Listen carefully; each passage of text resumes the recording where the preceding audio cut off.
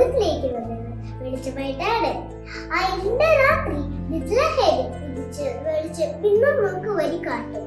ഇഷ്ടപോലെ പറയുന്നു, ക്രിസ്ത്യൻ വിശ്വസിക്കുന്ന എല്ലാവർക്കും നന്മ ചെയ്യാൻ പഠിക്കുക. ക്രിസ്മസ് ഒരുക്കത്തിൽ നാം നമ്മുടെ ഹൃദയത്തിലെ ഇരുട്ട് നീക്കി ഈശോയുടെ വെളിച്ചം സ്നേഹിക്കണം. ആ വെളിച്ചം നമ്മളിൽ നിറയുമ്പോൾ നമ്മൾ ചുറ്റുമുള്ളവർക്ക് നന്മ ചെയ്യുന്നതിലൂടെ, സ്നേഹം പങ്കുവെക്കുന്നതിലൂടെ ഈശോയെ പ്രതിഫലിപ്പിക്കും.